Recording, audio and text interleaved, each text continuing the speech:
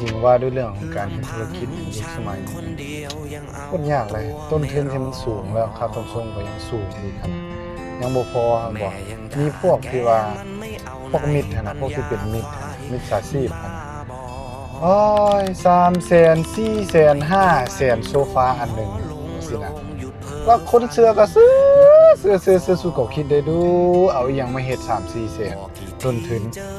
แล้วบัดนี้คือเขาตัวแล้วบัดนี้มาเจอห้านแท้เขาขายล้าน2ล้านเนาะเฮาขายต้นทุนเฮาขายต่ำอยู่แล้วเนาะ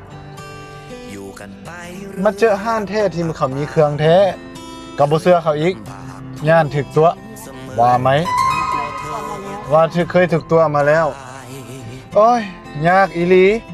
แล้วคนที่มามีเครื่องแท้ขายเครื่องแท้พร้อมส่งบ่จำเป็นถ้ามีปลายทางพร้อมก็บ่ยอมซื้อเฮาต้นทุนเฮาเหยียบกำไรจนที่จำเข้าเนื้อแล้วเด้ที่จริงน่ะถึกสุดโอ้ยไผที่อยากได้โซฟามีเครื่องแท้บ่อยากถึกมิดสาชีพมาหาเฮาเด้อเนาะเบิ่งกดเข้าไปอยากได้ตัวใดหน่วยใดสีใดกดเข้าไปเบิ่งอยู่หน้าโปรไฟล์เนาะต่อก็มี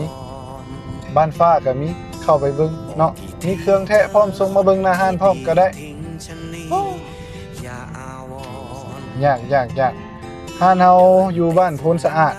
อยู่หลังท่าไผหุ้นธนาคารลาวจีนหรือธนาคาร ICBC หรือก๊อกเมกะเนาะตัวที่ว่าห้างใหม่หั่นน่ะเข้ามาทั้งหลังธนาคารนี่เลยเนาะแล้วมันจะมีคลองเรียบคลองมาแล้วก็จะมีห้านของเฮาอยู่ขวามือเรียบคลองมาจนสุดจนฮอดขวาเด้อแล้วก็จะเห็นห้านเฮาแหละเมฆมื่นซับเนาะไปบ่ถึกบ่ฮอดไปบ่ฮอดจอดบ่ถึงติดต่อเฮาได้เนาะ020 97295397เนาะ